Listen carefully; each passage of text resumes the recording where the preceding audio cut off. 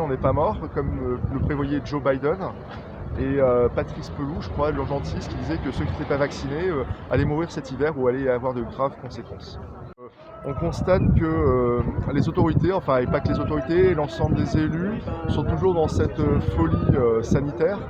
On n'est pas sorti encore, même s'ils promettent d'alléger les mesures ou je ne sais quoi.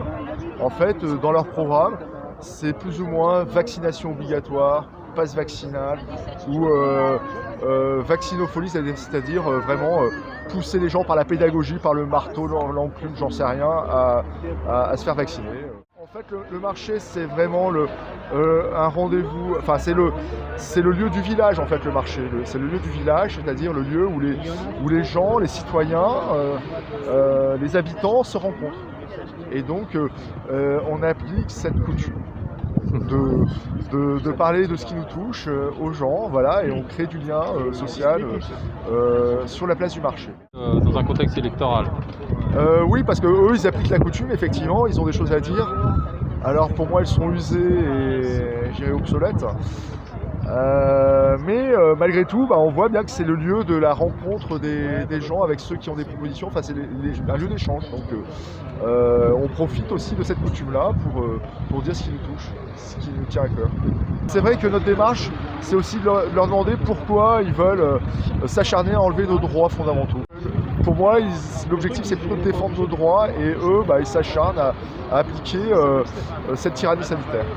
J'irais tous les tyrans font du social, mais mal. Ouais. Voilà, c'est un vaste mot, le social, bien sûr, c'est une dimension, mais on peut dire que c'est totalement insatisfaisant et résultat des décisions de Macron, c'est la discrimination de 10 millions de citoyens, ce qui est quand même socialement intéressant. Les politiques sont des malins, donc le problème c'est qu'ils sont individualistes, c'est que ce qu'ils disent et ce qu'ils font, c'est deux choses différentes. La situation est assez paradoxale, mais c'était prévisible. C'est que c'est le printemps, enfin les gens, c'est une période électorale, donc les gens sont plus amenés à écouter les arguments. Donc, alors il y a des gens qui sont aussi fatigués, usés, qui veulent plus réfléchir. Suite à cette propagande sanitaire, donc c'est vrai qu'il y a une partie des gens, c'est dur parce qu'ils sont fermés, donc ils sont saturés, ça c'est vrai. Mais globalement, les gens acceptent la discussion, même les gens qui sont opposés à nous. Donc c'est vrai que maintenant c'est un temps d'échange. Alors l'action, c'est en fait on rencontre des gens de nos réseaux sociaux qui sont virtuels, en fait, il y a toute une population qui sont d'accord avec nous.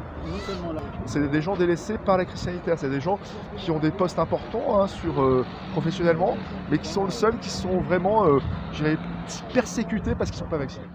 Les petites gens, pas les petites gens, c'est avec moi je suis une petite gens, pas les gens de rien, on va dire les sans-dents. Les sans-dents, c'est ceux qui ne comptent pas, qui comptent pour du beurre. Ils sont pestiférés. On les rencontre, ils apprécient notre présence. Donc ça les raffermit dans leur vie, enfin on leur donne espoir. Donc ça c'est le premier objectif. Nous effectivement notre démarche c'est d'éviter l'impuissance. C'est-à-dire de parler de sujets sur lesquels on n'a aucune conséquence. C'est pour ça que notre démarche est locale. C'est que là, on a des conséquences, c'est-à-dire qu'on va rendre espoir aux persécutés, on va dire, enfin ceux qui sont vraiment à cette discrimination sanitaire. Également, il y a des gens qui étaient seuls et qui nous découvrent, donc ils nous rejoignent. Et enfin, on discute avec des gens, on fait évoluer des gens qui étaient très hostiles à nous, et au bout de plusieurs rencontres, commencent à trouver notre discours intéressant. Nous, notre démarche, elle n'est pas du tout chacun peut avoir des théories, mais nous, on s'appuie sur notre démarche, elle est sur des faits objectifs. Et les gens ne réagissent pas. Ce qui se passe, c'est rien que les effets secondaires graves qui arrivent, qui sont enregistrés, c'est du jamais vu auparavant.